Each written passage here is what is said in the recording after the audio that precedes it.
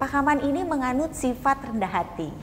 Artinya bahwa sukses di hari kemarin tidak dicontoh tetapi selalu melakukan yang baru. Jadi sukses yang kemarin, sukses hari ini, dan sukses besok.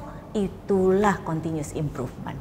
Aduh, begitu maaf 3 menit aja ngantri di bank udah pindah tempat lain. Sekarang kita hanya datang dengan cara tradisional, udah nggak laku, semua harus online. Walaupun misalnya saya nih zaman kolonial, ya harus ngikutin orang yang customer yang memang udah milenial dan juga sudah maju lagi.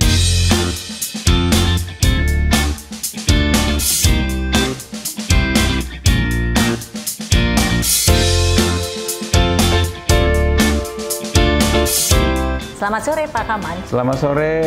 Hari ini di Bintaro sedang sejuk-sejuknya, padahal biasanya sangat panas. Iya. Iya kan? Dan orang Bandung yang datang soalnya. Dan yang menariknya itu aku dari Bandung ke sini cuma sejam setengah, dan selain itu emang sepi. Iya. Iya kan? Iya. Nah, para pemirsa, kita sekarang bersama Pak Kaman. Siapakah beliau? Kita dengarkan. Silakan Pak Kaman. Nama saya Kapan Siboro, komisarisnya BPR Universal, juga sebagai pendiri, di mana BPR ini kami bangun pada tahun 2003. Nah, misi kami adalah meningkatkan kualitas hidup masyarakat. Tapi di balik itu semua, kami mengalami beberapa hal, nanti barangkali Ibu Ui nanti akan beberapa kita diskusi. Di mana inilah sangat penting buat para generasi berikutnya, sehingga kita bisa menjadi berkat pada semakin banyak orang.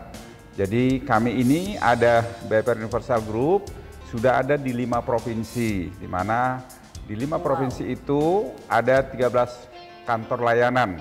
Dan puji Tuhan, alhamdulillah bahwa sampai sekarang kami sudah melayani nasabah 13.400, karyawan ada 400 orang. Jadi itu mungkin perkenalan singkat kami, bahwa kami sampai saat ini senang sekali karena bisa bertemu dengan teman-teman dan bisa melayani lebih baik kepada masyarakat. Terima kasih Bu. Beliau meniti karirnya sampai dengan menduduki posisi yang sangat hebat di perusahaan besar, dan terinspirasi ingin membuat perusahaan. Pertanyaan saya, kok pengen buat perusahaan? Apa sih turning point-nya? Nah, ini memang sesuatu menurut saya, semua itu karena Tuhan berkehendak. Sebenarnya beberapa pertama saya bekerja datang dari kampung kecil dari Sumatera Utara sana, Pematang Siantar tepatnya. Kalau dari nama ya. Namanya juga kelihatan kan, mukanya juga kelihatan. Nah, memang kita mengalami beberapa perjalanan karir mulai dari bawah sampai ke atas, mengalami berbagai kondisi. Presidennya aja barangkali udah beberapa kali ganti, dan krisisnya juga beberapa kali. Nah, di dalam krisis ini memang beberapa kali terjadi. Barangkali sebelum saya terjadi krisis, pertama saya kerja dan terakhir yang saya sangat nikmati itu adalah memberikan kredit kepada para petani maupun peternak. Dan ini adalah suatu pekerjaan yang saya nikmatin dan sangat senang, karena itu bisa membantu masyarakat kecil. Karena para petani ini tiba-tiba hidupnya berubah drastis hidupnya, dan mereka sangat terima kasih dan mereka sungguh pingin tetap dilanjutkan proses tersebut. Tapi apa daya, karena krisis sehingga tempat saya kerja harus beralih kepada investor baru. Setelah beralih kepada investor baru, akhirnya pekerjaan yang saya anggap adalah merubah semangat terhadap diri saya, itu harus di stop. Itulah terjadi seolah-olah bahwa makna kerja saya ini kurang berarti. Nah, berlanjut krisis, tiba-tiba kita udah dipanggilin sama manajemen, gaji dipotong, tahun karyawan berapa, dikurangi, 97, 98, 99. Merger, bank ditutup, dan akhirnya semua orang banyak yang dirumahkan. Sedih melihat ini orang-orang semua. Nah, kebetulan dalam perjalanan ini ada kawan yang jual banknya murah karena punya teman. Akhirnya bank inilah dibeli, itulah cikal bakalnya bisa jadinya. Jadi adanya keinginan untuk membantu masyarakat kecil dan adanya teman yang banyak yang bisa membantu, kita bisa mendirikan bank ini. Dan puji Tuhan sampai sekarang sudah memiliki karyawan 400, sudah punya nasabah 13.500, sehingga merasa memaknai hidup itu lebih berarti pada saat sebelumnya kita bekerja. Jadi sakitnya dulu itu terobati dengan melihat banyaknya orang yang bisa dihidupi dengan adanya perusahaan ini. Itu mungkin sepintas perjalanan hidupnya. Titik baliknya. Ya, coba pemirsa simak tadi, titik baliknya apa? Adalah di mana di saat malapetaka, di saat lagi sedang karir baik-baiknya, tiba-tiba harus perusahaan itu merger, harus banyak teman-teman yang di PHK, dan banyak sekali musibah yang terjadi mengakibatkan bukannya Pak Kaman itu menjadi drop, tetapi koneksi yang membuat beliau yang percaya diri mau membangun bangsa ini kemudian terinspirasi membeli bank.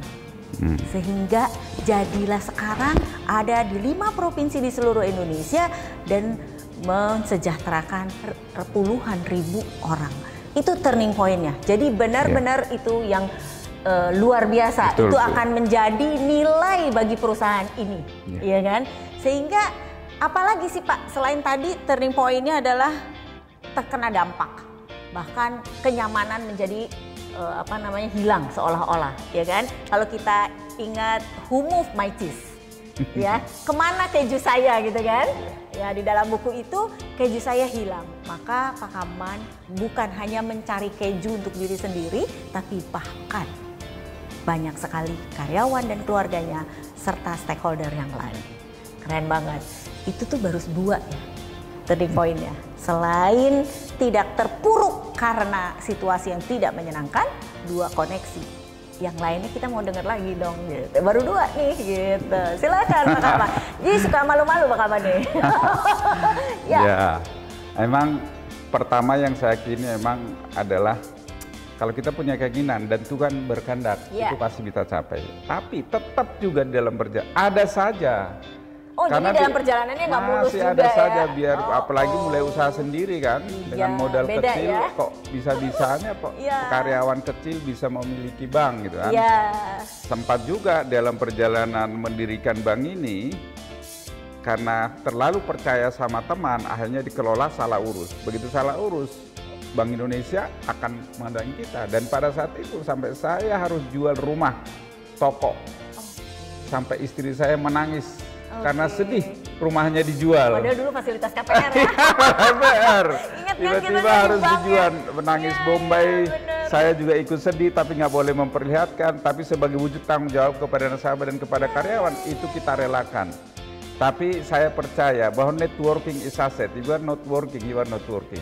Jadi mesti selalu pertemanan itu penting untuk kita bisa membuat kita lebih berkarya. Jangan ada bantuan teman, sehingga itu dijual, ada partner yang masuk sehingga kita bisa kembali lagi, dan itu bisa membuat terbentuk. Sehingga beberapa perjalanan itu saya selalu bilang no pain no gain, dan dalam perjalanan itu bahwa tantangan itu ada batu loncatan untuk kita kembali maju, dan itu memang kalau dilihat sekarang mungkin seolah-olah sudah tapi memang dibalik itu semua selalu ada perjalanan terus menerus yang membekas dalam pikiran. Sehingga kenapa misi universal ini meningkatkan kualitas hidup dengan nilai-nilai yang sudah dibuat, yaitu integritas, respek, dan perbaikan terus-menerus, adalah sesuatu perjalanan yang dijalani sehingga itu dibakukan menjadi budaya kerja.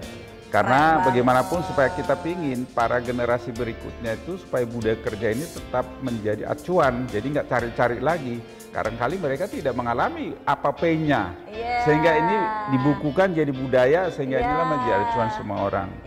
Jadi itu sebenarnya cikal bakal ini, semakin banyak kita berbuat baik kepada orang, maka itu akan menjadi berkat dan juga memberi motivasi buat semua stakeholder maupun orang yang berkarya di sini. Jadi, tunggu Pak, ada 3 tadi agak pelan-pelan. Kenapa integritas? Itu adalah yang dibangun oleh Pak Kaman, di mana nggak mungkin punya koneksi kalau kita tidak dapat dipercaya. Dan itu menjadikan nilai yang paling utama. Nah, ketika integritas itu dibangun, maka saling menghargai di antara teman, koneksi itu kembali di kisah berikutnya ternyata tetap memberi sesuatu makna, ya kan? Sehingga memberikan terus-menerus peningkatan proses itu adalah yang dituntut dan dibangun oleh Pakamon. Diharapkan tentunya nggak cuma Pakamon yang melakukan turning point-nya, tetapi juga ini menjadi nyawa dan perilaku buat kita semua. Menarik ya, karena itu merupakan jiwa dan merupakan roh daripada Pakamon. Tentunya Bapak berharap ini juga terjadi dengan karyawan, iya kan? Kenapa sih ini harus terjadi juga dengan karyawan, Pak? Ya, karena perusahaan ini dibangun dengan modal utama itu integritas. Jadi sudah terbukti dengan integritas yang penuh membuat perusahaan jadi. Jadi ini adalah suatu bukti bahwa perusahaan dengan nilai integritas yang bisa merekatkan semua stakeholder. Nah, karena bank ini adalah bisnis kepercayaan. Kalau tidak ada kepercayaan, ibarat kolam renang itu nggak ada air, jadi nggak bakal bisa berenang. Jadi memang integrasi modal utama. Karena kalau pengertian saya integritas itu adalah yang sebenarnya bulatnya satunya pikiran, perkataan, dan buatan. Jujur sama diri sendiri, jujur sama orang lain, jujur sama Tuhan. Jadi mesti pikiran, perasaan, perkataan, tindakan sama. Nah, itu integritas nomor satu. Itu lebih banyak ke dalam diri sendiri dan juga keluar. Ya. Kedua itu adalah respect. Jadi respect ini memperlakukan semua orang sama, nggak beda-bedain. Jadi kalau kita memperlakukan karyawan kita dan juga nasabah kita sama, itu akan membuat orang respect satu sama lain. Jadi menguongke orang satu sama lain. Orang Medan ngomong bahasa Jawa juga ya, menguongke orang. Padahal menguongke itu udah orang gitu. Jadi artinya itu seluruh stakeholder akan merasa berada di rumahnya. Itu yang dimaksud Bapak respect ya. Kalau dengan bahasa lainnya respect to others. Kalau saling merespek, maka seluruh stakeholder akan betah datang ke kantor. Iya kan? Betul. Makanya kenapa makin besar dan seluruh Indonesia. Keren banget tuh. Nah, yang ketiga, Pak. Nah, yang ketiga ini adalah perbaikan terus-menerus, continuous. Karena kita tahu tidak ada yang tetap, yang ada itu adalah perubahan. Nah, kita lihat kalau zaman dulu saya ngantri di bank, kalau ngambil uang 2 jam itu biasa, minta kredit 2 bulan, 3 bulan itu biasa. Kalau sekarang, begitu 3 menit aja ngantri di bank, udah pindah tempat lain. Dan juga kalau misalnya sekarang kita hanya datang dengan cara tradisional, udah nggak laku, semua harus online, semua udah megang gadget. Jadi udah nggak zamannya cari. Makanya walaupun misalnya saya nih zaman kolonial, ya harus ngikutin orang yang customer yang memang udah milenial dan juga sudah maju lagi. Jadi inilah yang kita sebut dengan perbaikan terus-menerus. Apa yang saya anggap baik dulu belum tentu sekarang juga bisa berlaku, sehingga perlu ada perbaikan terus-menerus. Sehingga harus memperbarui infrastruktur, memperbarui teknologi, memperbarui cara-cara yang sudah terjadi selama ini. Jadi sekarang kita lihat banyak perubahan, jadi semua orang harus melakukan perubahan untuk perbaikan terus-menerus sesuai dengan apa yang diinginkan oleh nasabah. Semua orang itu artinya tidak hanya foundernya, tidak hanya karyawannya, tetapi seluruh stakeholder yang ada. Sehingga siapapun yang hadir ke dalam organisasi ini, ke dalam perusahaan ini harus siap berubah, merasa nyaman. Karena apa? Karena semua orang mau bertumbuh. Jadi Pakamon ini menganut sifat rendah hati. Artinya bahwa sukses di hari kemarin tidak dicontoh, tetapi selalu melakukan yang baru. Jadi sukses yang kemarin, sukses hari ini, dan sukses besok. Itulah continuous improvement. Keren banget ya. Tadi pas masuk juga bener nggak sih kantornya gitu, karena 7 tahun yang lalu kita belum ketemu di sini. Ternyata kantornya baru dekat pasar. 6 tahun. Bawa ikan kan dulu di sana. Tapi pasar modern loh, pasar modern. Aku juga habis dari Bapak tuh ke pasar. Karena pas ada ceritanya dulu di sana. Kita interview orang, dia bilang iya. Ternyata begitu dia ke belakang, begitu tahu di pasar ikan, nggak jadi dia datang lagi. Nah, itu kan menarik kan. Jadi cerita walaupun aku aku datang ke bank ketemu Pak Kaman, ternyata aku juga mampir ke pasar modern dan itu baru belum banyak sih tahu waktu saat itu ya, pasar bersih ya namanya ya, pasar modern di mana kita bisa beli sayuran basah gitu tapi di tempat yang bersih gitu ya. Nah itu memang menarik banget. Tapi Pak Kaman cerita yang ngobrol-ngobrol, adakah juga turning point dengan customer atau dengan stakeholder yang lain? Itu apa sih yang membuat terus bertumbuh seperti ini? Pastinya kan nggak mulus gitu-gitu aja kan? Kayak tadi ya pertama kali dari karyawan ternyata dipaksa untuk udahan. Ya kan? Dipaksa untuk udahan malah bangkit, bukannya terpuruk, bangkit membeli jadinya founder. Nah, kemudian dalam perjalanannya juga nggak gampang, ternyata harus terjadi jual rumah, jual aset dan ada yang nangis. Iya, sampai nyonya nangis-nangis gitu kan, nggak terima gitu rumahnya dijual. Nah kembali dalam perjalanan berikutnya nih, apalagi nih Pak? Kisah ya, pain yang membawa kebahagiaan tentunya. Silahkan. Pertama, begitu kita mengalami ini semua dan kita lihat orang bertumbuh, tadinya karyawan yang pertama masuk masih belum ngerti apa-apa. Saya masih ingat ada seorang karyawan saya kirim ke Pontianak jadi direktur, nolak. Lebih baik saya dipecat aja daripada dikirim katanya. Lucu juga ya. Orang mungkin tahunya di Kalimantan itu hutan. Saya kasih kesempatan jadi direktur utama, satu jadi direktur nggak mau. Karena dibilang di sana hutan. Oke, saya cuma bilang, oke kamu coba 3 bulan, kamu kalau merasa telepon saya. Oke, 3 bulan, dibilang dia masih ragu. Coba lagi 3 bulan lagi, begitu Pak.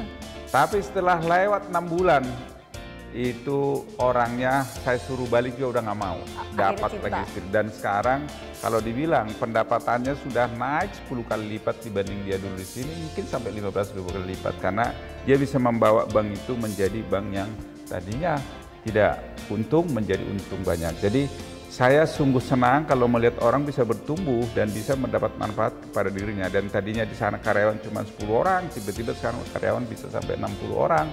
Nah, dia bertumbuh, dia juga bertemu orang lain, nasabahnya sampai ribuan. Nah, buat saya itu adalah sesuatu turning point bahwa jerih payah yang dilakukan, sakit yang dulu itu terobati dengan membuat jiwa kita itu semakin bermanfaat dan juga dirasakan oleh para nasabahnya di lapangan. Dan saya senang, baik OJK, banyak memberi pujian bahwa itu sudah menjadi sesuatu bank menjadi model di tempat tersebut. Keren banget ya. Jadi ternyata selalu akan ada hal-hal yang membuat kebahagiaan dan kenyamanan buat Bapak, di mana membahagiakan orang selain dengan karir mereka bertumbuh, keluarga mereka makin sejahtera, tetapi juga membangun bagi daerah-daerah setempat dan secara holistik adalah Indonesia tercinta. Ya keren banget. Bagaimana Bapak di seluruh Indonesia, apalagi ini dalam masa kita mengalami musibah ya, mengelola timnya Bapak dengan kondisi yang berat sekarang ketemu juga susah kan ya Pak ya? Nah itu coba berikan juga semangat untuk kita-kita atau pemirsa yang juga memberikan nonton kita video kita. Pandemi ini adalah suatu krisis yang multidimensi. Sebenarnya saya ngalamin krisis 96-97, kita sama-sama ngalamin krisis, ada SARS, ada MERS, ngalamin krisis tahun 2008. Di situ beberapa juga perusahaan ada yang tidak berjalan baik gitu ya. Betul. Sekarang ini adalah krisis yang multidimensi karena adalah pertama pandemi corona adalah wabah seluruh dunia. Kalau dulu masih ada negara lain yang bisa bantu, sekarang tidak ada yang bisa bantu. Nah, melihat kondisi ini memang blessingnya adalah pernah ngalamin krisis 1998 dan krisis sebelumnya. Tapi kali ini memang orang serba ini karena ternyata kitanya nggak bisa buka kantor, kita nggak bisa nasabah gitu loh. Cuman dalam doa, dalam usaha saya punya keinginan bahwa setiap krisis itu, setiap ancaman itu selalu ada kesempatan. Saya juga belajar baca buku ada aksara huruf Cina gitu ya. Itu bahwa selalu ada 2 kata huruf di situ, danger and hope. Danger and hope. Di dalam bencana selalu ada danger, ada hope. Nah, sekarang pertanyaannya bagaimana saya ngatasin danger, bagaimana saya ngatasin mendapatkan hope. Karena saya yakin Tuhan tidak akan memberi tantangan, kesulitan, kalau tidak ada bisa kita tanggung dan selalu ada solusi. Nah, bagi orang bisa cari solusi dengan cepat dan lakukan take action, dia akan timbul jadi pemenang. Nah, mengatasi dangernya, kita pertama lakukan rapid test sama seluruh karyawan, semua steril, setiap hari dikasih multivitamin, sanitizer, dikasih masker, nasabahnya dikasih masker, semua diperalati. Dan juga tadi masuk ke sini kan juga pakai di protokol kesehatan mesti jalan dulu. Itu urusan kesehatan. Kita selalu cek ada literasi terhadap semua orang, kita panggil untuk bagaimana mengenai itu. Itu dangernya, sehingga sampai sekarang puji Tuhan kita berjalan baik. Bagaimana mitigasi resiko di danger, keren banget ya. Termasuk juga kita begitu urusan kesehatan, sekarang kena sabar lagi kan? Pasti bank ada 2 persoalan dihadapin. Betul. Pertama adalah urusan nasabah penyimpan, kedua adalah debitur. Peminjam. Debitur. Bener. Presiden kita luar biasa, langsung bidang cepat lakukan restrukturisasi. Saya termasuk orang yang langsung patuh lakukan restrukturisasi. Cepat. Keren. Kebetulan juga bagus juga, OJK juga bilang ada kebijakan relaksasi untuk itu. Nah, kita dalam hal ini kalau terjadi suatu krisis, top manajemen harus turun gunung. Menarik. Jadi yang komisaris seharusnya nggak datang tiap hari kantor, akhirnya komisaris harus datang. Ruangan ini adalah tempat untuk training untuk para karyawan. Tapi dengan protokol kesehatan, kalau ini muat 150, kita isi cuma 20-25 orang. Jadi nggak jarak jauh. Atau kita lakukan dengan pola Zoom. Sehingga semua itu bisa secara interaksi baik yang di luar pulau maupun yang di sini. Nah, terus kemudian juga beberapa itu kejadian selalu kita anggap ini ada hope, sehingga kita jalani dengan baik. Tapi puji Tuhan sampai sekarang kami adalah yang paling cepat melakukan relaksasi dan solusi terhadap itu. Itu yang menurut saya baik untuk ke depan. Dan juga kepada para nasabah kami juga kami adakan webinar, kami adakan yang namanya sosialisasi apa yang terjadi di buku kami posting di medsos. Kami taruh di koran supaya semua orang bisa lihat. Karena integritas keterbukaan itu adalah yang penting pada saat orang mulai ada rasa sesuatu yang di hatinya terganjal. Kembali lagi, kita punya nilai-nilai, integritas, respect, perbaikan terus-menerus kepada semua stakeholder. Menarik. Itu yang membuat kita bisa lebih. Makanya kita punya slogan CAP. CAP. Cepat, aman, peduli. Cepat lakukan solusi apapun, tapi harus aman. Aman dari sisi perasaan nasabah, aman dari sisi customer. Baru ketiga, peduli, care. Kami sekarang melakukan produk yang namanya deposito peduli. Jadi setiap orang taruh dana di sini, dia boleh milih mana warga miskin yang kita mau kasih sembako. Sampai sekarang kami sudah membagi lebih 1.000 paket sembako. Berarti ada 1.000 kepala keluarga yang bisa hidup minimum sebulan. Dan kami sampai dengan akhir tahun ini targetkan bisa sampai 5.000 paket sembako. Karena kami lihat di balik tembok ini, mungkin kita di sini bisa makan cukup. Tapi di balik tembok belum tentu, karena ada pegawai yang sudah 4 bulan, 5 bulan nggak bekerja. Itu kadang-kadang yang membuat kita sesuai misi, yang membuat kita jiwa kita menjadi semakin tertarik untuk bisa berbagi.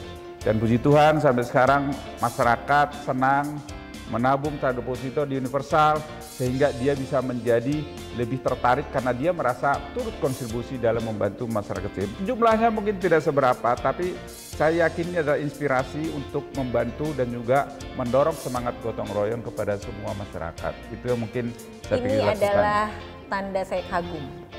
Gitu. Jadi I love you Bapak, ini kagumnya kita ya. Jadi bahwa kita kagum sekali bahwa di dalam menghadapi krisis hanya 2 kuncinya, hanya 2, danger and hope.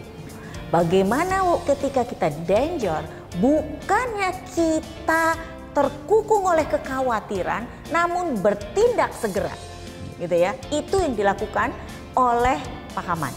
Kemudian hope-nya sampai dengan juga peduli kepada siapapun stakeholder yang ada. Dan itu masuk ke dalam program-program yang ada di dalam produknya. Yang menarik tadi, ini ruang training gede banget. Kita juga sekarang beracara di ruang training. Jadi pada saat krisis ini terjadi, training yang biasa muat 150 orang jadi cuma 25. Dan ini menjadi ruang utama untuk berkomunikasi dengan seluruh karyawan di seluruh Indonesia. Yes. Iya kan? Melalui apa? Melalui virtual. Nah, itu yang membuat seluruh karyawan punya rasa yang sama. Sehingga memberikan pelayanan kepada customer itu adalah dengan hati. Yang tadi dikatakan adalah CAP. Ya, menarik sekali. C, cepat. A, aman. P, peduli. Respect, nilai yang kedua. Dan proses yang terus-menerus tangkap. Luar biasa sekali. Dan kayaknya kita mesti tutup dengan pesan dan kesan kepada anak muda, kepada para startup yang ingin membangun bisnisnya, dan kepada stakeholder lainnya. Jadi ada 3 ya, mungkin bisa juga kepada nasabah Anda, debitur atau deposan, karena ini kita bisa share kepada juga nasabah-nasabah Bapak, sehingga ini menjadi satu ikatan antara Bapak dengan nasabah. Jadi ada 3 ya Pak ya, kepada bagaimana harapannya dengan karyawan dan akan jadi bigger and bigger. Nah itu kemudian yang kedua adalah bagaimana juga dengan stakeholder. Terus yang ketiga juga kita tadi mau lakukan apa bagi startup, inspirasi dan pengusaha-pengusaha baru. Silahkan Pak. Ya, terima kasih. Dengan misi yang kami emban, yaitu meningkatkan kualitas hidup masyarakat, ingin memberikan lebih banyak lagi pelayanan terhadap menjangkau ke seluruh Indonesia dengan inspirasi yang ada gitu ya.